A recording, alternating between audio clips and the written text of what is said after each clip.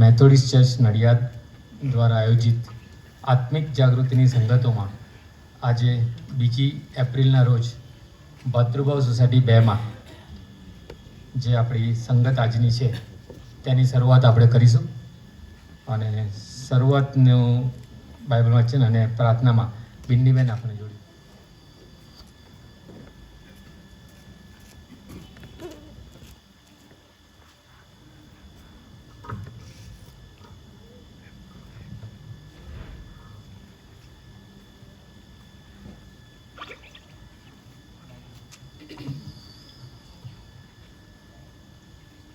આવો આપણે આ સભાની શરૂઆત બાઇબલ વાંચન તથા પ્રાર્થનાથી કરીએ.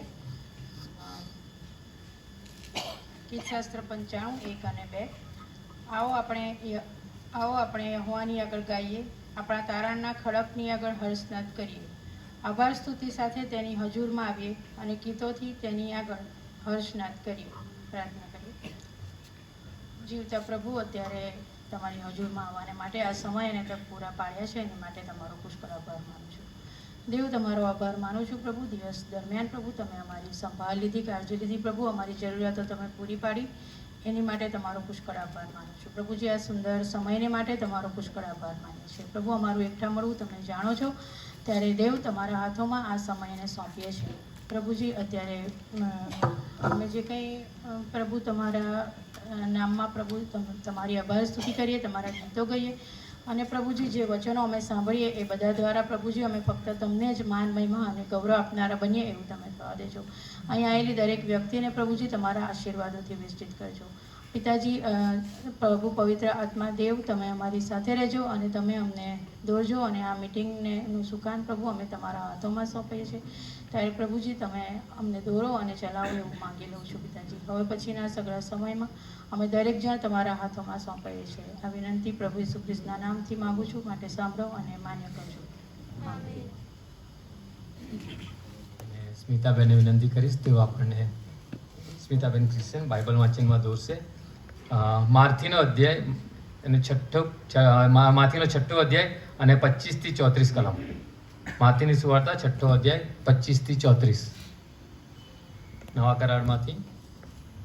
માથીની સુવાર્તા 6ઠ્ઠો અધ્યાય 25મી કલમથી 34મી કલમ સુધી.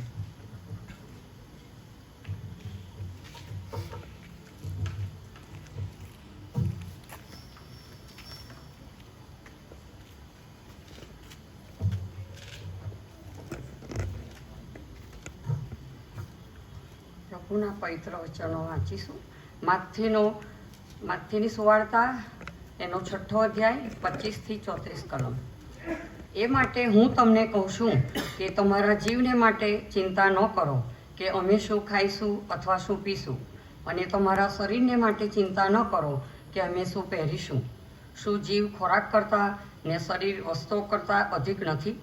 આકાશના પક્ષીઓને જુઓ, તેઓ તો વાવતા નથી ને કાપતા નથી ને વખારોમાં ભરતા નથી, તો પણ તમારા આકાશમાંના પિતા તેઓનું પાલન કરે છે. તો તેઓ કરતાં તમે અધિક નથી શું? અને ચિંતા કરવાથી તમારામાંનો કોણ પોતાના કદને એક હાથ પર વધારી શકે છે? ખેતરના ફૂલઝાડોનો વિચાર કરો કે તેઓ કેવા વધે છે. તેઓ મહેનત કરતા નથી, તેઓ કાંટતા પણ નથી. તો પણ હું તમને કહું છું કે સુલેમાન પણ પોતાના તમામ મહિમામાં તેઓમાંના એકના જેવો પહેરેલો ન હતો. એ માટે ખેતરનું ઘાસ જે આજે છે અને કાલે ભઠ્ઠીમાં ફેંકાય છે, તેને જો ઈશ્વર એવું પહેરાવે છે, તો અલ્પ વિશ્વાસીઓ તમને શું એથી વિશેષ નહીં પહેરાવશે? માટે અમે શું ખાઈએ અથવા શું પીએ અથવા શું પહેરીએ એમ કહેતા ચિંતા ન કરો, કારણ કે એ બધાવાના વિદેશીઓ શોધે છે. કેમ કે તમારા આકાશમાંના પિતા જાણે છે કે એ બધાની તમને અગત્ય છે. પણ તમે પહેલાં તેમના રાજ્યને તથા તેમના ન્યાયપણાને શોધો, એટલે એ બધાવાના પણ તમને અપાશે. તે માટે આવતીકાલને માટે ચિંતા ન કરો, કેમ કે આવતીકાલ પોતાની વાતોની ચિંતા કરશે. દિવસને માટે તે દિવસનું દુઃખ બસ છે. આમીન.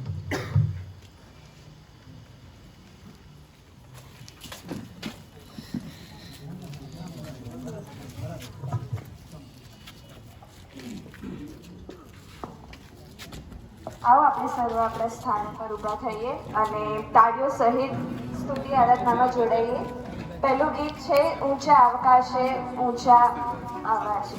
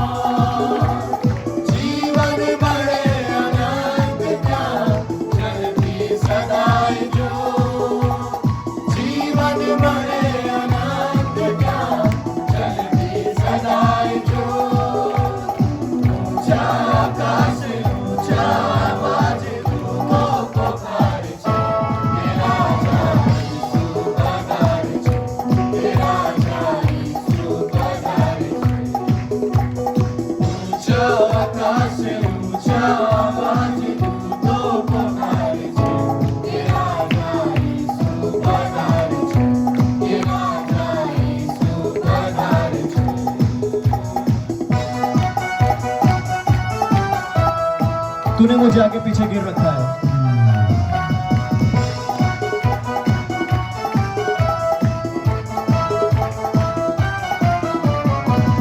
मुझे आगे पीछे गिर रखा है, अपना हाथ मुझ पर रखे रखा है. मुझे आगे पीछे गिर रखा है, अपना हाथ मुझ पर रखे रखा है. तेरी याद से भाग कर मैं कहाँ जाऊँ, तेरी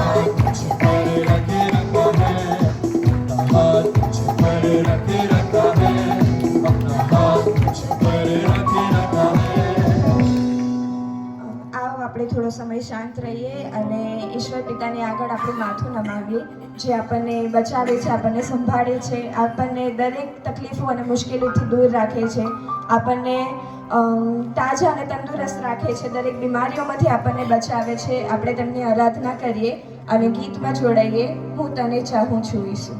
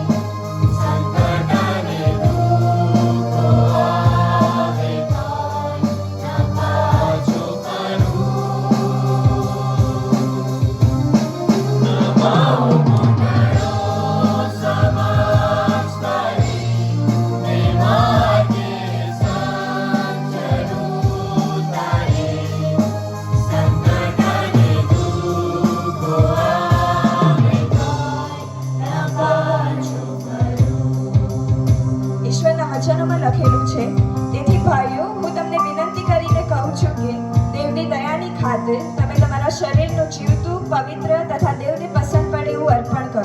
એ તમારી બુદ્ધિપૂર્વકની સેવા છે. ત્યારે આવો આપણે ઈશ્વર પાસે માંગીએ કે તેઓ આપણને એટલા સક્ષમ બનાવે કે આપણે એવી સેવા કરી શકીએ જે તેઓ આપણી પાસે માંગે છે. અને બીજા શ્લોકમાં જોડાઈએ, ઈસુ તારી સેવા કરો.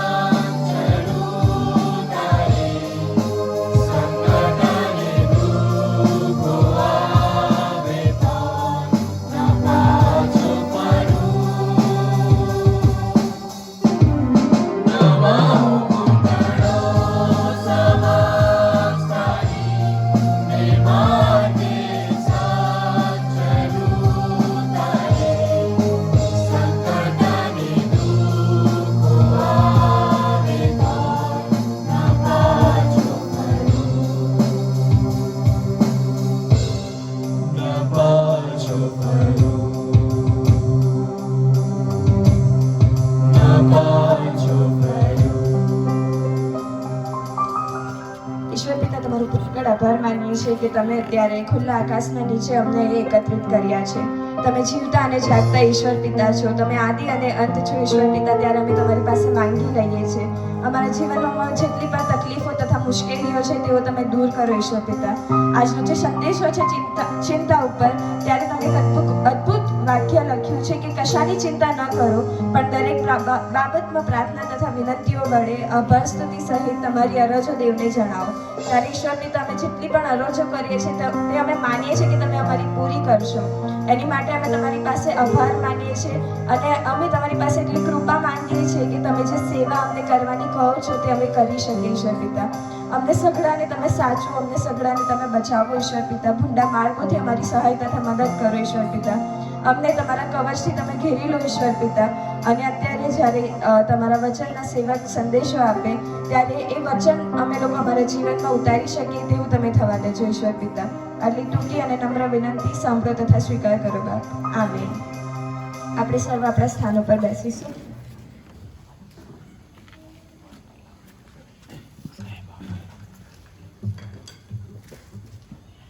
હાલેલુયા. ઈશ્વર પિતાનો આપણે આભાર માનીએ છીએ, પ્રભુની સ્તુતિ કરીએ છીએ કે આજે 26મી મીટિંગ આત્મિક જાગૃતિ માસની લેન્ડ સિઝનની અહીંયા ભાતૃભાવ 2માં મળી રહી છે. અને ઈશ્વર પિતાનો આભાર માનતા ખાસ આ વિસ્તારના એરિયા કારભારી શ્રી નિલેશભાઈનો આપણે બહુ જ આભાર માનીએ છીએ. તેમણે આપણા બધાનો ફૂલોથી આવકાર કર્યો અને એથી વધારે તેમની સેવાઓનો રિપોર્ટ્સ આપણે જાણ્યો. 1,46,000થી વધારે દાન આ વિસ્તારમાં પરિવારો પાસેથી તેઓએ મેળવ્યું અને તેઓ પરિવારોમાં જાય છે, નિયમિત પ્રાર્થનાઓ કરે છે, બાઇબલ વાંચન કરે છે, તેમની સાથે કાઉન્સેલિંગ કરીને દાનો એકઠા કરે છે. એ બહુ મોટી સેવામાં તેઓ રોકાયેલા છે અને પ્રભુએ તેમની સેવાઓને આશીર્વાદિત કરી છે અને આ સેવાઓ દેખાય છે. અને તેથી નિલેશભાઈનો આપણે આભાર માનીશ, તેમનો આખો પરિવાર, તેમના બેન ને તેમના બનેવીને તેઓ અહીં બધા હાજર છો, તમારા બધાનો અમે આભાર માનીશ. ખાસ કરીને નિલેશભાઈને અત્યારે આપણે પેન આપીને સન્માન કરીશું અને હું કાંતિભાઈને વિનંતી કરીશ, તેઓ નિલેશભાઈને પેન આપશે અને તેમનું સન્માન કરશે, આવકાર કરશે.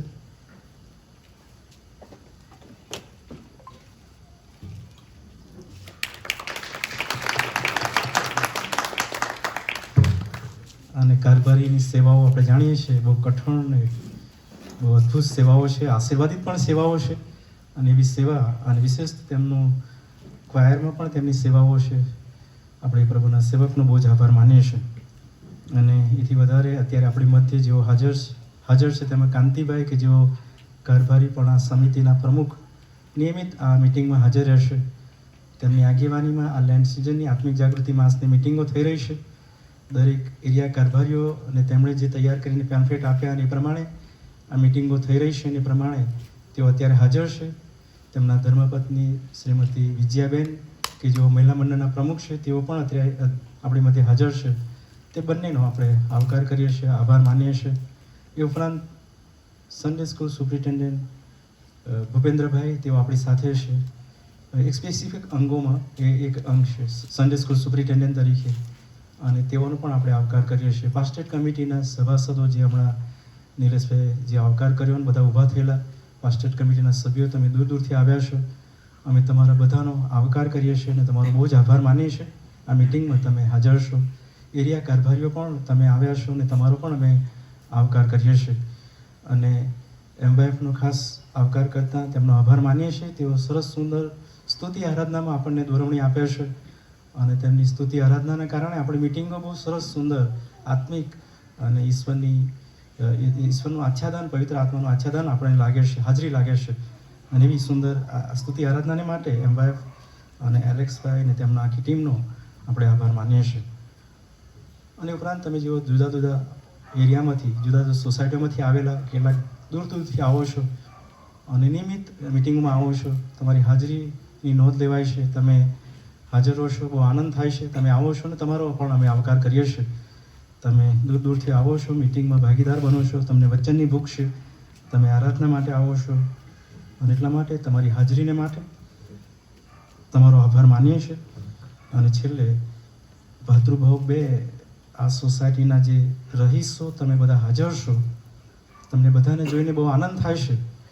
અને આ વિસ્તારમાં, આ એરિયામાં આ મિટિંગ સરસ સુંદર મળી રહી છે લગભગ 100 ખુરશીઓ આપણે મોકલાવીએ છીએ ચર્ચમાંથી, અને લગભગ બધી ખુરશીઓ ભરાઈ ગઈ છે, અને કે તમે 100 વ્યક્તિઓ અહીં હાજર છો એવું કહી શકાય.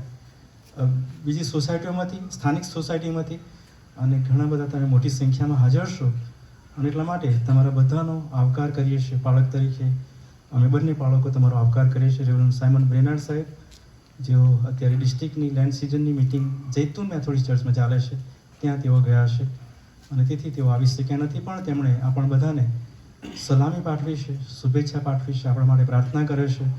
જ્યોત્સનાબેને પણ સલામી પાઠવી છે, તેઓ પણ આપણા માટે પ્રાર્થના કરે છે. અને આ મિટિંગમાં આપણે 26મી મિટિંગમાં અત્યારે મળ્યા છીએ, અને આપણને જે મુદ્રાલેખ આપવામાં આવ્યો, તમે તેઓના જેવા ન થાઓ. માર્થીની સુવાર્તા 6ઠ્ઠો અધ્યાય ને તેની 8મી કલમ, અને ગિરી પ્રવચન 5મો અધ્યાય, 6ઠ્ઠો અધ્યાય, 7મો અધ્યાય, એ 3 અધ્યાયમાં પ્રભુ ઈસુનું પહાડ પરનું જે ભાષણ હતું, એ ભાષણને અનુરૂપ એમાંથી જે અલગ અલગ વિષયો દરરોજ લેવામાં આવે, અને એ વિષયોમાં આજે જે વિષય છે ચિંતા, એ વિષય આપણે અત્યારે જોવા જઈ રહ્યા છીએ. ભાતૃભાવ 2 વિસ્તારમાં ચિંતા એ વિષય આપણને મળ્યો છે, અને એ વિષયનું મનન હું કરતો હતો, અને હું શીખતો હતો, અને પ્રભુની પાસે પ્રાર્થનાઓ કરતો હતો, અને બાઇબલ વાંચન કરતો હતો, અને પવિત્ર આત્મા મને જે દોરવણી આપતા હતા, અને બધી બાબતો સમજવા, શીખવા પ્રયત્ન કરતા હું જે શીખ્યો છું તમારી આગળ જણાવવા માગું છું. ખાસ કરીને ચિંતા એ વિષય બહુ મોટો વિષય બની ગયો છે. દરેક ઘરોમાં ચિંતાનો માહોલ છે. ટેન્શન, ચિંતાથી કોઈ બાકાત રહેલું હોય એવું આપણે જોવામાં આવતું નથી. મોટાભાગના વિશ્વાસી વ્યક્તિઓના જીવનમાં ચિંતા એમના જીવનમાં અગ્રેસર થયું છે. તેઓ એમાંથી પસાર થઈ રહ્યા છે. કોઈ પ્રકારના બોધરેશન, કોઈ પ્રકારની ટેન્શન, કોઈ પ્રકારની એવી પરિસ્થિતિઓ છે જ્યાં નિરાશા આવે નહીં, તકલીફો થાય નહીં, દુઃખ થાય નહીં, ચિંતાઓ થાય નહીં, એવું બનતું નથી. એવું પુષ્કળ બની રહ્યું છે. અને ખાસ કરીને શૈતાન એવું ઈચ્છે છે કે તેમના વિશ્વાસી વ્યક્તિઓ વધારે ટેન્શનમાં આવે, વધારે તકલીફમાં આવે, વધારે મુશ્કેલીઓમાં આવે. એ શૈતાનની એક સ્ટ્રેટેજી છે. શૈતાન એવું ઈચ્છે છે, અને એટલા માટે મોટાભાગના વિશ્વાસી વ્યક્તિઓના જીવનો, તેમના પરિવારોમાં ચિંતાનો માહોલ ઘણીવાર બહુ મોટો થઈ જાય છે, અને મોટાભાગના વિશ્વાસી લોકો તેમાંથી જલ્દી બહાર નીકળી જાય છે, અને પ્રભુની પાસે દોડી જાય છે, પ્રાર્થનાઓ કરે છે, અને પ્રાર્થના એમનો આધાર કે એમનો ખોરાક કે એમનો ટેકો બની જાય છે, અને એટલા માટે વહેલી તકે તેઓ બહાર નીકળી જાય છે. પણ કોઈ એવો પરિવાર નથી, કોઈ એવો વ્યક્તિ નથી કે આ સ્થિતિમાંથી પસાર થયો ના હોય. અને એ વિષય પ્રભુ ઈસુ ગિરી પ્રવચન, પહાડ પરના ભાષણમાં બહુ સુંદર મનન કરાવી રહ્યા છે. હું તમને કહીશ કે આ વિષય જ્યારે હું શીખતો હતો ત્યારે એની વ્યાખ્યાઓ શોધવા પ્રયત્ન કરતો હતો, એને સમજવાનો પ્રયત્ન કરતો હતો, અને મને એ સમજવાનું મળ્યું કે એ મનમાં થતો ઉલઝનભર્યો વિચારની પ્રક્રિયા, જે આપણા મનોમાં જે બહુ ઉલઝન થાય છે, અને એ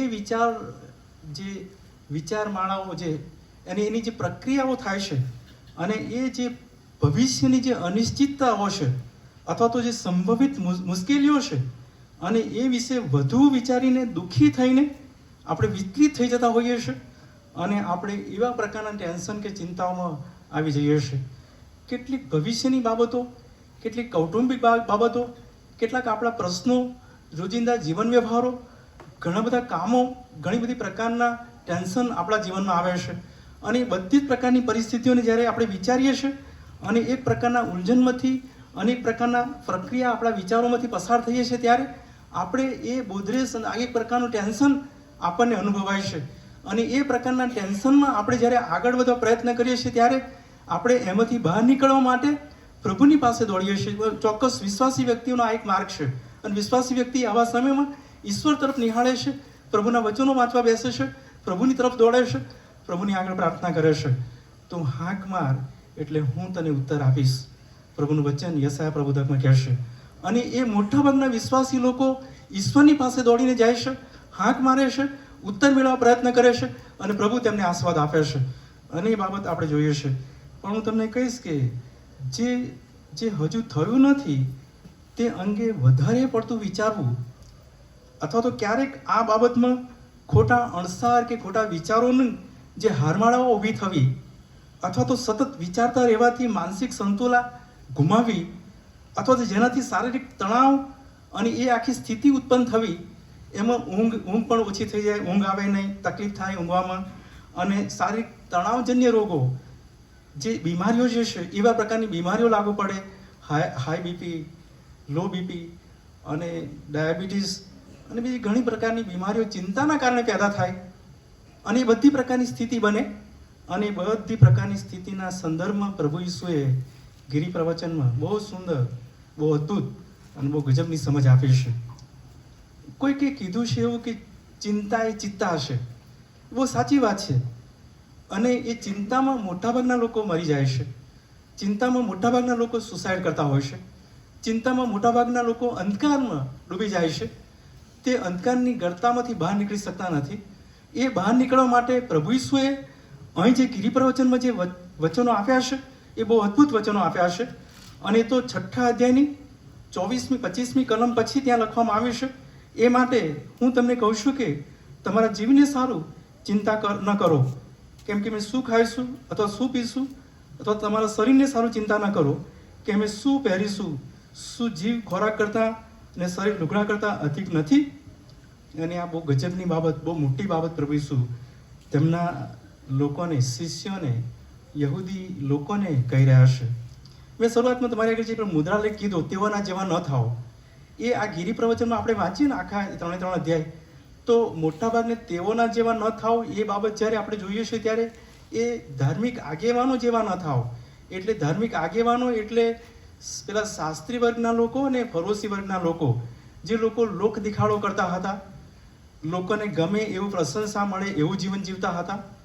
ધાર્મિકપણું એમના જીવનમાં એટલું મોટું હતું કે એ લોકો બહારથી જુએ ત્યારે એમને એવું લાગે કે આ તો બહુ ગજબના વ્યક્તિઓ આવ્યા છે, બહુ ગજબના મંદિરના કામો કરનારા, ઈશ્વરને ભજનારા, નિયમશાસ્ત્ર પાળનારા. પણ એ વાસ્તવમાં તો એમના જીવનમાં જીરો, કશું નહોતું. એ લોકો ધાર્મિક દેખાતા હતા પણ આંતરિક જીવનમાં ધાર્મિક નહોતા. અને એટલા માટે ગિરી પ્રવચનના પ્રભુ ઈસુ બહુ સ્પષ્ટ શબ્દોમાં કીધું છે કે એ બધા જ વચનો આપણા હાર્ટથી શરૂ થાય છે, આપણા હૃદયથી શરૂ થાય છે. અને એ આપણને, અને એટલા માટે પ્રભુ ઈસુ કે તેઓના જેવા ન થાવ. અને બીજા એક શબ્દ ત્યાં મેં વાંચ્યો ગિરી પ્રવચનમાં, વિદેશીઓના જેવા. વિદેશીઓ અમથો લવારો કરનારા, વિદેશીઓ ખોટી માન્યતાઓની, ખોટી ભ્રમણાઓમાં રહેનારા, વિદેશીઓ એ ખોટા દેવદેવોને માનનારા, એવી બાબતોમાં તમે ન પડો. તમે તેઓના જેવા ન થાઓ. પણ જે મહત્વની બાબત છે એ છે કે તમે હત્યા કરો છો એ જૂના કરારનો નિયમ છે, પણ જો તમે અમથો ક્રોધ કરો છો અથવા તમારા ભાઈને પાછી કહો છો, ત્યાંથી પાપની શરૂઆત થઈ જાય છે. વ્યભિચાર ન કરો એ જૂના કરારમાં લખવામાં આવેલું છે, પણ તમે મનથી વિચાર કરો છો, હવે વૈચારિક રીતે મનથી શરૂ થઈ ગયેલું પાપ શરૂ થઈ જાય છે. અને પ્રભુ ઈસુ એ શીખવા આવ્યા હતા, પ્રભુ ઈસુ એ જણાવવા આવ્યા હતા. અને એટલા માટે પ્રભુ ઈસુ અહીંયા આગળ જે બાબત 6 અધ્યાયમાં જણાવી રહ્યા છે ચિંતા વિશે, અને આજે 19મી કલમ પછી તો જાહેર વ્યવહારિક જીવનના સંદર્ભમાં કહી રહ્યા છે. જાહેર વ્યક્તિગત વ્યવહારિક જીવન. એટલા માટે હું તમારે કહીશ કે પૃથ્વી પર દ્રવ્ય એકઠું કરશો નહીં જ્યાં કીડા તરફ કાટ નાશ કરે છે, ચોરો ખાતર પાડીને ચોરી જાય છે. એટલે આ પૃથ્વી પરનું મૂલ્ય અથવા પૃથ્વી પરનો ખજાનો અને આકાશનો ખજાનો, આકાશનું મૂલ્ય, એ બે વચ્ચે બહુ મોટો તફાવત છે. પૃથ્વી પરનું મૂલ્ય પૃથ્વી સુધી જ રહેશે, માણસ જીવે ત્યાં સુધી જ રહેશે. પણ પછી માણસ મરણ પામે પછી એ મૂલ્ય, એ ખજાનો ત્યાં આકાશમાં આવતો નથી, અથવા એ મિલકત એ પૃથ્વી સુધી જ રહેશે. અને એ નાણાં કે જે કંઈ છે આપણી પાસે, જાહો જલાલી, એ બધું પૃથ્વી સુધી જ છે. પણ પ્રભુ કહેશે કે આકાશમાં દ્રવ્ય તમે એકઠું કરો. અને એની બહુ ગજબની બાબતો તેમણે 19મી કલમ પછી કીધી છે. અને એ સંદર્ભમાં તેમણે આ જે 25મી કલમ છે, 25મી કલમથી ચિંતા એ વિષય પર ગજબનું શિક્ષણ તેમણે આપ્યું. અને મેં તમારી આગળ એ 25મી કલમ વાંચી, અને ત્યાં જે બાબત લખવામાં આવી છે, અને એ બાબતના સંદર્ભમાં 2 કે 3 બાબત. ઈશ્વર પર તમે વિશ્વાસ રાખો એવો પ્રભુ જણાવે છે. અને આજના દિવસનું પૂરતું દુઃખ, આજના દિવસ પૂરતું બસ છે. ભવિષ્ય એટલે કાલની ચિંતા તમે ના કરો. અને પ્રકૃતિનો વિચાર કરો, કુદરતનો તમે વિચાર કરો. અને કુદરતમાં તેમણે 3 બાબતો આપી છે. પક્ષીઓ કીધા, અને પેલા ફૂલોને કીધું, અને ત્રીજું ઘાસને તેમણે એ રજૂ કર્યું છે. પક્ષીઓનો વિચાર કરો, ફૂલોનો તમે વિચાર કરો, ઘાસને તમે જુઓ. એ બધા પ્રભુએ કેવા ગજબના બનાવ્યા છે. અને એ બધી બાબતો યાની કે ચિંતા જ્યારે એ વિષય પર જ્યારે આપણે જોઈ રહ્યા છે ત્યારે પ્રભુ કહેશે કે તમે ઈશ્વરની સાથેના સંબંધમાં પ્રાર્થના કરો અને પ્રવૃત્તિમય જીવન જીવો અને સકારાત્મક બનો અને ઈશ્વર પર ભરોસો રાખીને ચાલો અને ઈશ્વર સાથેનો સંબંધ તમે જાળવો અને ઈશ્વરની સંગત તમે નિત્ય કરો. અને એ પ્રભુ જણાવી રહ્યા છે. અને એટલા માટે જે બાબત પ્રભુ ઈસુ જણાવવા માંગે છે એમાં પહેલી શું જીવન ભોજન અને વસ્ત્ર કરતાં મહાન છે? ના, નથી. પ્રભુ એ જણાવવા માંગે છે ખોરાક ને વસ્ત્ર તો પ્રભુએ આપણા શરીરને માટે આપ્યું છે કે આપણા શરીરો જીવતા રહે, ચાલતા રહે, આ જગતમાં રહે, આપણે વ્યવસ્થિત રહીએ. પણ સૌથી મહત્વની બાબત તો જીવન છે. જીવન એ આ પૃથ્વી પર છે અને આકાશમાં પણ છે. ખરેખરું જીવન તો મરણ પછી શરૂ થાય છે. મરણ પછીનું જે જીવન છે એ સાચું જીવન છે. પૃથ્વી પરનું જીવન એ પ્રતિછાયારૂપ જીવન બની ગયું છે. એ ખાલી દ્રશ્ય જીવન છે, એ ભૌતિક જીવન છે. અને ભૌતિક જીવન થોડા સમય માટે છે અને થોડા સમયમાં કેટલી હાઈલાઇટ છે આપણી પાસે, કેટલી બધી આપણે ભેગું કરી દેવા માટે માંગીએ છીએ. અહીંથી મારું તારું કરીએ છીએ, આ લાવીએ છીએ, ફલાણું લાવીએ છીએ, મારા બાળકો માટે આ કરીશું. એ ટૂંકા જીવનમાં આપણે બહુ મેળવવા પ્રયત્ન કરી રહ્યા છે, જાણે કે કદી મરવાના જ નથી, જાણે કે કદી આ પૃથ્વી પરના જીવનમાંથી આપણે જવાના જ નથી. એવા પ્રકારનું જીવન આપણે જીવીએ છીએ. અને એ જીવન કરતાં પછીનું જે જીવન આવે છે એ બહુ મહત્વનું છે. એટલા માટે પ્રભુ કહેશે કે એ જે જીવન છે એ ભોજન, ખોરાક કે વસ્ત્ર કરતાં પણ વિશેષ છે. અને એ જીવન માટે તમે તમારા જીવનને તૈયાર કરો. એ ઈશ્વરનો ખોરાક, એ ઈશ્વરના વસ્ત્રો અને એ બાબત તમે પહેરશો તો અનંત જીવન સુધી ચાલશો, એનો કદી નાશ થશે નહીં. અને પ્રભુ એ બાબત પર ભાર મૂકી રહ્યા છે. અને એટલા માટે એ જે બાબતો છે, જીવન માત્ર ખોરાક કે કપડાં માટે જ નથી, પણ એ ઈશ્વર સાથેના સંબંધ પર આધારિત બની જાય છે. અને એ સમજવા માટે પ્રભુ ઈસુને પ્રકૃતિના, કુદરતના 3 બાબતો આપી. પક્ષીઓ કે જેઓ ખેતી કરતા નથી, ખેતી એટલે કાપતા નથી, વાવતા નથી, લણતા નથી, પણ પ્રભુ કહેશે કે છતાંય તેઓ કદી ભૂખે મરતા નથી, તેઓને હું પૂરું પાડું છું. તમે એનો વિચાર કરો. પછી કહેશે ફૂલો કે એટલા સુંદર પ્રભુ કહેશે કે એને બનાવવામાં આવ્યા છે, તેઓ મહેનત કરતા નથી, પણ તેમનો જે શણગાર અથવા એ ફૂલોની જે મહકતા અથવા એ સુગંધ એટલે સુંદર બાબતો છે. સુલેમાન રાજાના વૈભવમાં પણ એટલો બધો વૈભવી એ નહોતો. એના કરતાં પણ પ્રભુ કહેશે કે આ ફૂલોનો બનાવનાર હું છું. ફૂલો તો એ કાંઈ કશું મહેનત કરતા નથી, પણ એને શણગારનાર ને એને સુંદર બનાવનાર એ કદી ચિંતાઓમાં આવતા નથી. ઈશ્વરની એ કૃતિ છે, ઈશ્વરે તે બનાવ્યું છે, એનો તમે વિચાર કરો. અને બહુ ગજબની બાબત છે. અને ત્રીજી જે બાબત એ ઘાસ કે જો થોડા સમય માટે ખીલે છે, એને કાપીને એને બાળી નાખવામાં આવે છે, અથવા તો ખોરાક તરીકે પ્રાણીઓ લે છે, અથવા એનો નાશ થઈ જાય છે. એ ઘાસ થોડા સમય માટે પણ એ ઘાસનો તમે વિચાર કરો. પ્રભુ કહેશે કે જો આ બધું મેં બનાવ્યું છે, હું એ બધું ચલાવું છું, હું ગજબનું બનાવું છું, તો તમે તો જીવન એટલે આપણે જીવન જીવીએ છીએ, તો જીવનને માટે તમે ઈશ્વર સાથેના સંબંધમાં, ઈશ્વર સાથેની બાબતમાં બહુ વ્યવસ્થિત થવાની જરૂર છે. એટલા માટે પ્રભુ આપણને એ બાબતો, પ્રકૃતિની બાબતો યાદ કરાવીને આપણને કહેશે કે ચોક્કસ પ્રકારે તમે જીવન સંબંધી વિચારો. એ જીવન કે કાયમ રહેવાનું છે, એ જીવન કે થોડા સમય માટે નથી. આપણે વિદેશીની માફક માનતા નથી કે મરણ પછી આપણે બીજા કોઈક જીવનમાં જઈશું અથવા બીજા અવતારમાં જઈશું, એવું નથી. જીવન પછી તો ઈશ્વરે આપણો ન્યાય અને ઈશ્વરે આપણા પારાદેશમાં આપણે લઈ જશે, વિશ્વાસી લોકોને પારાદેશમાં લઈ જશે એ ઈશ્વરની યોજના પ્રમાણે, અને પછી સ્વર્ગમાં જશે.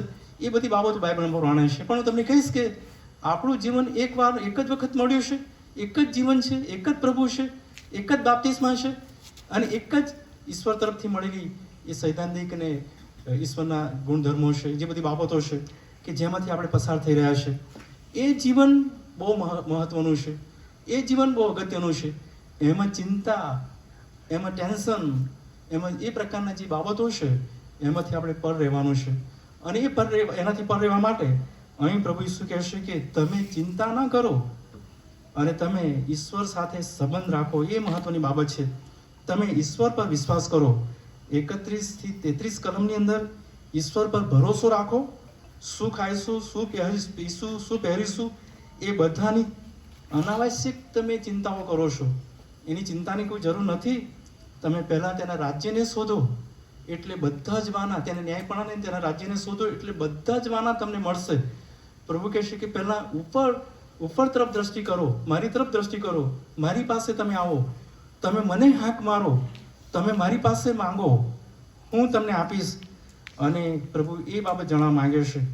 ફિલિપિયોના પત્રના 5મા અધ્યાય 4થા અધ્યાયની 6ઠ્ઠી ને 7મી કલમમાં ફિલિપિયન મંડળીના સંત પાઉલે પત્ર લખ્યો અને સંત પાઉલ ત્યાં એ લોકોને એવું જણાવે છે કશાની ચિંતા ન કરો, પણ દરેક બાબતમાં પ્રાર્થના તથા વિનંતીઓ વડે આભાર સ્તુતિ સાથે સહિત તમારી અરજો દેવને જણાવો, અને દેવની શાંતિ જે સર્વ સમજશક્તિની ફળ છે તે જે ખ્રિસ્ત ઈસુમાં તમારા હૃદયોને તથા મનોને સંભાળ રાખશે.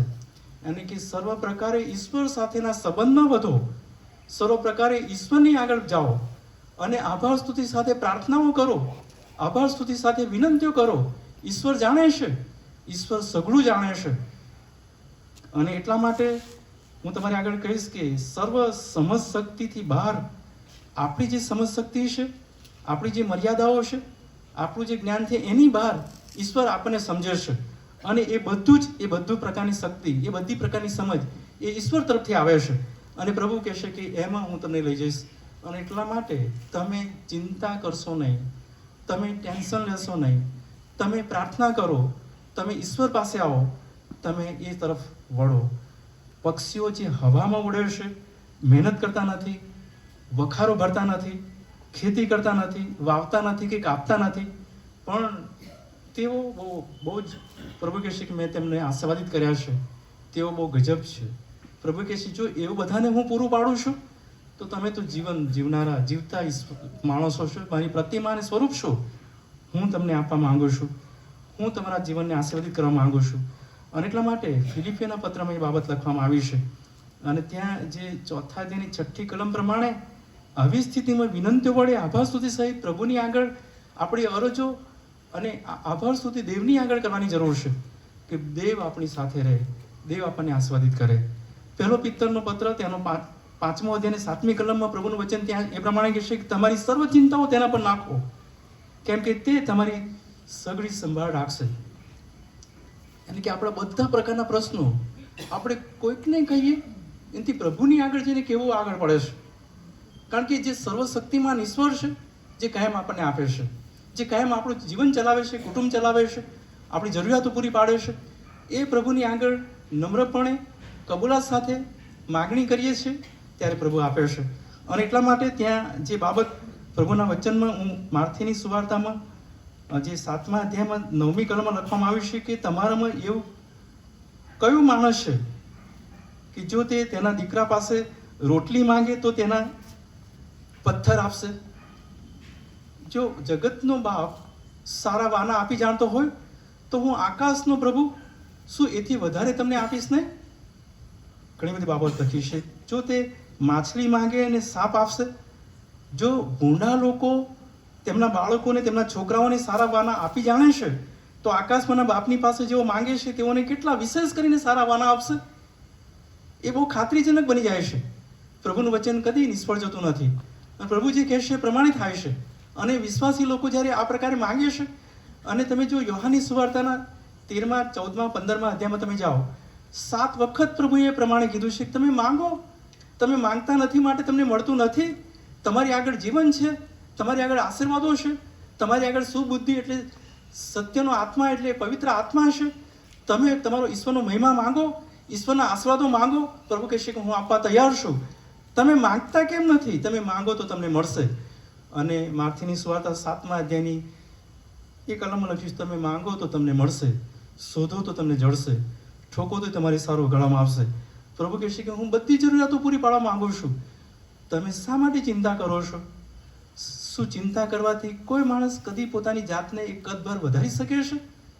અથવા એક નિમાણો પણ એનાથી કાંઈ વધતો નથી, કંઈ સારું કરી શકતો નથી. એથી તો વધારે એના શારીરિક નુકસાન થાય છે, એના જીવનનું નુકસાન થાય છે.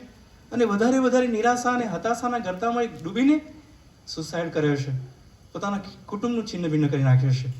એ વિષય હું તમારી આગળ કહું છું, એ બહુ લાંબો વિષય છે. પ્રભુ કહેશે કે તું બીસમાં કેમ કે હું તારી સાથે છું, તું આમ તેમ જોઈશમાં કેમ કે હું તારો દેવ છું. પ્રભુ આપણો દેવ છે, પ્રભુ આપણી સાથે છે, પ્રભુ આપણે જાણે છે. ખાસ કરીને વિશ્વાસી વ્યક્તિઓને માટે જેઓ પ્રભુને ઓળખે છે તેઓને માટે આપણા જીવનમાં ચોક્કસ સંકટો, તકલીફો, મુશ્કેલો તો એક જીવનની એક પાસું છે, સિક્કાની બીજી પાસું છે. પણ બહુ આનંદની વાત છે કે પ્રભુ આપણી સાથે છે. અને એટલે ગમે તેવા સંકટો, ગમે તેવા દુઃખો કે ગમે તેવી વિપરીત પરિસ્થિતિઓમાં પણ ઈશ્વરની હાજરી હોવાના કારણે આપણને કાંઈ અસર થતી નથી, કશી તકલીફો રાખતી નથી. છતાંય આપણે હસતા મુખે, હસતા મોએ લોકો સાથે, સમાજ સાથે, મંડળી સાથે, આપણા કુટુંબ સાથે, આપણા મિત્રો સાથે રહીએ છીએ. આપણને કશી કોઈ અસર થતી નથી. કેમ? કારણ કે પ્રભુ આપણી સાથે છે. અને પ્રભુ જ્યારે આપણી સાથે છે ત્યારે આપણે બહુ હિંમતવાન બની જઈએ છીએ. યોહાનનો પહેલો પત્ર અને તેનો 3 અધ્યાય તેની 18મી કલમમાં પ્રભુનું વચન ત્યાં કહેશે કે તમે, તમારો આત્મા જો તમને દોષિત ઠરાવતો નથી તો તમને હિંમત છે. હું તમને કહીશ કે આપણો આત્મા જ્યાં ડંખે છે, આપણો આત્મા જ્યાં આપણને દુઃખ છે, દુઃખ લાગે છે અથવા કંઈક તકલીફ છે, તો આપણે તરત દોડીને પ્રભુની પાસે જઈએ અને એ આત્મામાં આપણે શુદ્ધ થઈએ, આપણા જીવનમાં આપણે શુદ્ધતા મેળવીએ. પ્રભુ કહેશે કે તમે એ પ્રમાણે રોજે રોજ કરો અને એ પ્રમાણે કરશો એટલે તમારામાં હિંમત છે. હિંમત છે એટલે પછી જગતના ગમે તેવા પ્રશ્નોમાં, ગમે તેવા વાવાઝોડાઓમાં, ગમે તેવી પરિસ્થિતિઓમાં હું તમારી સાથે છું. હાય ભર સમુદ્રમાં અને એવા વાવાઝોડાઓમાં હું તમારો બચાવ કરીશ. અને હું તમને કહીશ કે ગીતશાસ્ત્ર 125 ને પહેલી કલમમાં જો યહોવા પર ભરોસો રાખે છે તેઓ સિયોન પહાડ જેવા છે. સિયોન પહાડ એ ઇઝરાયલમાં ત્યાં એ પ્રમાણે પ્રભુ વચન આપતા હતા, એ પ્રભુના સેવક એ ગીત કરતા. અને સિયોન પહાડ એટલે પહાડને કદી ખસેડાય નહીં, એને મજૂરો બોલાવીને એને પાડી શકાય નહીં, અને આપણે જાણીએ છીએ કે એને નમાવી શકાય નહીં. જેઓ યહોવા પર ભરોસો રાખે છે તેઓ સિયોન પહાડ જેવા છે. એમના પર ગમે તેવા આફતો આવે, ગમે તેવા વાવાઝોડા આવે, ગમે તેવી ચિંતાઓ આવે, ગમે તેવી નિરાશાઓ આવે, પણ એઓ પોતાની જાતને ખંખેરીને તરત બહાર નીકળી જાય છે. પ્રભુ તેમની સાથે છે. પ્રભુની પ્રાર્થના કરે છે ત્યારે પ્રભુ તેમને બળ આપે છે. પ્રભુના સેવકો એલિયા એ નિરાશાની ગર્તામાં ડૂબી ગયો હતો. પ્રભુ હું એકલો જ ઇઝરાયલમાં પ્રબોધક છું. પ્રભુ કહે છે કે ના, એવું નથી. 7,000 પ્રબોધકો મારી સાથે ઇઝરાયલમાં છે. તો એકલો છે એવું ના સમજીશ. કેટલા બધા લોકો પ્રભુના લોકો છે. આજે પણ કેટલા બધા લોકો પ્રભુને પ્રાર્થના કરનારા, વિશ્વાસ કરનારા, સાચું જીવન જીવનારા, દુઃખોમાં, પરિસ્થિતિઓમાં, ગમે તેવી હાડમારીઓમાં અને બીમારીઓમાં પણ ઈશ્વરની સાથે રહીને બહુ હસતે હસતે પોતાના જીવનનો આશીર્વાદ જીવી રહ્યા છે. અને એટલા માટે એ બધાને માટે હું કહીશ કે ચિંતા, ટેન્શન એ પ્રકારની પરિસ્થિતિમાંથી આપણે બહાર નીકળવાની જરૂર છે. હું એ બધા શબ્દો શોધતો હતો અને બધું ગુજરાતી ભાષામાં પેલા પર્યાય શબ્દો હતા, ઉદ્વેગ ને વ્યાકુળતા ને ફિકર ને વિચલિતપણું ને દ્વિધા ને હતાશા ને એ બધા શબ્દો, પણ એ બધા શબ્દોનો મિનિંગ એક જ છે. અને સ્ટ્રેસ કે પછી પેલું વરી ને કન્સર્ટ ને ટ્રબલ ને બધી બાબતો ઇંગ્લિશમાં, પણ એ બધા શબ્દો હું એટલા માટે યાદ કરું છું કે આ બધી પ્રકારની સ્થિતિમાં, અલગ અલગ પરિસ્થિતિઓમાં આપણે જ્યારે એ પ્રકારની પરિસ્થિતિઓમાં પસાર થઈએ છીએ ત્યારે પ્રભુ કહેશે કે તમે ચિંતા ન કરો, તમે મારી પાસે આવો, પ્રાર્થના કરો. અને અહીં તમે છેલ્લી કલમ તમે વાંચો 34મી કલમ. તે માટે આવતીકાલને સારું ચિંતા ન કરો, કેમ કે આવતીકાલ પોતાની વાતોની ચિંતા કરશે. દાડાને સારું તે દાડાનું દુઃખ બસશે. પણ 33મી કલમમાં એથી વધારે, પણ તમે પહેલાં તેના રાજ્યને તથા તેના ન્યાયપણાને શોધો એટલે એ બધામાંના તમને અપાશે. અને એટલા માટે આપણે જ્યારે ઈશ્વરની પાસે જઈએ છીએ ત્યારે આપણા ચિંતા અને પ્રશ્નો બધા હલ થાય છે. આપણને કોઈ પ્રકારના ઉત્તરો કે જવાબો પ્રાપ્ત થાય છે. અને એ પ્રકારના જવાબો, એ પ્રકારના ઉત્તરોના કારણે આપણું જીવન, આપણું કુટુંબ, આપણું જે માન, આપણું જે સમાજમાં જે સ્ટેટસ ને બધું પ્રભુ જાળવે છે. પ્રભુ તેને અજાયબ બનાવે છે. પ્રભુ આશીર્વાદિત કરે છે અને આશીર્વાદોના આશીર્વાદ આપે છે, અનંત જીવનના આશીર્વાદો. અને એ આશીર્વાદો પ્રભુ તમને ને મને આપણને આપ્યા છે. અને એટલા માટે પ્રભુએ કીધું કે તમે ચિંતાથી દૂર રહો, ચિંતા કરશો નહીં, ટેન્શન રાખશો નહીં, તમે મારી પાસે આવો. દરેક પ્રકારની પરિસ્થિતિઓમાં એવી સ્થિતિ આવે છે કે તેમાં આપણે બહાર નીકળવાનું છે, અને એ સ્થિતિ આપણા જીવનમાં રોજે રોજ થવાની છે. અને એ પરિસ્થિતિમાં પ્રભુ આપણને બચાવે, એ પ્રભુ આપણને બહાર કાઢે અને આપણે વિશ્વાસમાં વધારે ને વધારે મજબૂત બનીએ. અને ગિરી પ્રવચનમાં પ્રભુ ઈસુએ જે શિક્ષણ આપ્યું છે એ પ્રમાણે આપણે તેઓના જેવા ના થઈએ, એટલે ધાર્મિક લોકો જેવા ના થઈએ અથવા વિદેશીઓ જેવા ના થઈએ, પણ આપણે વિશ્વાસી વ્યક્તિ તરીકે હૃદયમાં જે નિયમ છે, પ્રભુના નિયમશાસ્ત્રો છે, પ્રભુએ આપણને જે સૂચવ્યું છે અને મનોથી જે શરૂ થાય છે, એ બધી બાબતોમાં ઈશ્વરને પસંદ પડે તેવું જીવન જીવીએ.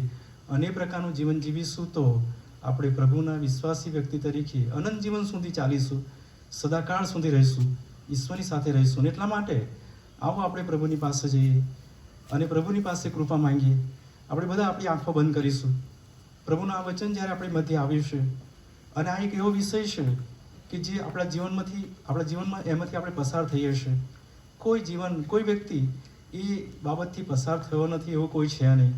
દરેક જીવનમાં, દરેક કુટુંબમાં, દરેક બાબતો એમના જીવનમાં એ સ્થિતિ હોય છે કે ચિંતા, ટેન્શન, કોઈ પ્રકારના ટેન્શનો હોય છે, કોઈ પ્રકારની મુસીબતો છે. અને એ બધી બાબતો પ્રભુની આગળ લઈ જવા પ્રભુ જણાવે છે, મારી પાસે તમે આવો, હાંક મારો, હું તમને ઉત્તર આપવા તૈયાર છું. તમે પહેલાં તેના રાજ્યને, તેના ન્યાયપણાને શોધો, એટલે બધા વાના તમને આપવામાં આવશે. પ્રભુ આપણી સાથે છે. કાલની ચિંતા આપણે ના કરીએ. આજનું દુઃખ આપણા માટે બસ છે. આજના કાર્યને માટે, આજના દિવસને માટે પ્રભુ આપણને આશીર્વાદ આપવા માંગે છે.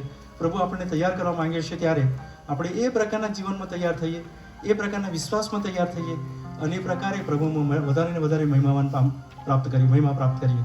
અને એટલા માટે પ્રાર્થના કરીશું. આપણી આંખો બંધ કરીએ, પ્રભુની આગળ જઈએ. હે પ્રભુ, દયાળુ દેવ, સર્વશક્તિમાન ઈશ્વર, પવિત્ર બાપ, તમારા વચનો અમને બહુ સ્પષ્ટ સમજ આપે છે કે આ જગતમાં અમને સંકટો છે, તકલીફો છે, મુશ્કેલીઓ છે, ચિંતાઓ છે, પણ એથી પર તમે અમને એવું જણાવો છો કે પહેલાં તેના રાજ્યને અને તેના ન્યાયપણાને શોધો, એટલે બધા સારા વાના આપવામાં આવશે. પ્રભુ, તમે અમને જણાવી રહ્યા છો કે તમે જો પ્રકૃતિને, કુદરતને બધું આપો છો, તો તમે જીવન મેં પ્રતિમાને સ્વરૂપ બનાવેલા લોકોને શું હું નહીં આપું? એવું પ્રભુ તમે અમને જણાવો છો. તમે અમને આપવા માંગો છો. પ્રભુ, અમે માંગીએ છીએ, અમને અમારા ટેન્શનમાંથી, ચિંતાઓમાંથી દૂર કરો, મુક્ત કરો, અમને સારા વાનાથી તૃપ્ત કરો, તમારા અદ્ભુત આશીર્વાદોથી અમને વેષ્ટિત કરો, તમારા રાજ્યને માટે અમને તૈયાર કરો.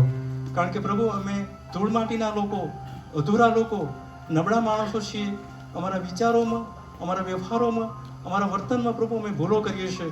ઘણી બધી બાબતો છે પ્રભુ કે જે બાબતોમાં પ્રભુ અમે ઉણા ઉતરીએ છીએ. પણ અમે જાણીએ છીએ પ્રભુ, અમે તમારા દીકરા દીકરીઓ છીએ. તમે અમને એ વિશ્વાસ આપ્યો, તમે અમને જીવન આપ્યું, તમે અમને તારણ આપ્યું, તમારા માર્ગોમાં અમને ચલાવો છો અને જીવન અમારે જીવવાનું છે પ્રભુ, અને જીવનમાં અમારે આગળ વધવાનું છે. ત્યારે પ્રભુ, તમારી સાથેના સંબંધમાં અમને વધારે મજબૂત કરો, તમારું ગૌરવ અમને પૂરું પાડો, તમારું સામર્થ્ય અમને આપો, તેવી વિનંતી પ્રભુ અમે કરીએ છીએ. અહીંયા તમારા દીકરા દીકરીઓ જેઓ બેઠા છે, જેઓએ તમારા વચનો સાંભળ્યા છે, બધાને પ્રભુ તેમના આત્મિક જીવનને તમે તારો, તેમના વિશ્વાસને વધારે મજબૂત કરો, તેમના દૈનિક જીવનો તમારામાં સમૃદ્ધ કરો અને તમારી સાથેના સીધા સંબંધમાં તમે તેમને જોડો. જગતની ભૂલો, જગતના પ્રશ્નો, જગતની તકલીફો અને જગતના વાનામાંથી પ્રભુ તમે તેમને મુક્ત રાખો. અને એ જે સ્થિતિ પ્રભુ અમારા જીવનમાં છે, અમે જાણીએ છીએ કે એ પણ જરૂરનું છે, પણ પ્રભુ અમારે સૌથી પહેલાં તમારી પાસે આવવાની જરૂર છે અને એ પ્રમાણે કરવાની નિત્ય તમારી કૃપા અમને આપજો, તેવી વિનંતી પ્રભુ અમે કરીએ છીએ. અમારા સૌના પાપો અપરાધોને પ્રભુ માફ કરો. અમારી આ પ્રાર્થના અમારા તારનાર મુક્તિદાતા પ્રભુ ઈસુના નામમાં તમે સાંભળો અને માન્ય કરો. આમીન.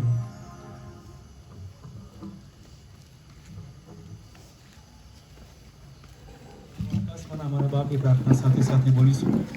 છેલ્લો આશીર્વચન વિચારવામાં આવશે. ઓ આકાશમાં અમારા બાપ, તમારું નામ પવિત્ર મનાવો, તમારું રાજ્ય આવો, જેમ આકાશમાં તેમ પૃથ્વી પર તમારી ઈચ્છા પૂરી થાઓ. દિવસની અમારી રોટલી આજ અમને આપો, જેમ અમે અમારા ઋણોને માફ કર્યા છે તેમ તમે અમારા ઋણોને માફ કરો. અમને પરીક્ષામાં ન લાવો, ગોડાઈથી અમારો છૂટકો કરો, કેમ કે રાજ્ય તથા પરાક્રમ તથા મહિમા સર્વકાળ સુધી તમારા છે. આમીન. અને હવે આપણા તારનાર પ્રભુ ઈસુ ખ્રિસ્તની કૃપા, ઈશ્વર પિતાનો પ્રેમ, પવિત્ર આત્માની મીઠી મધુરી, દિવ્ય અને અનુપમ સંગત આપણી સાથે, આપણા પરિવારોની સાથે, તેમના સેવકો, સંતો, ભક્તોની સાથે હમણાંથી લઈને સદા સર્વકાળ સુધી હોજો. આમીન. આમીન.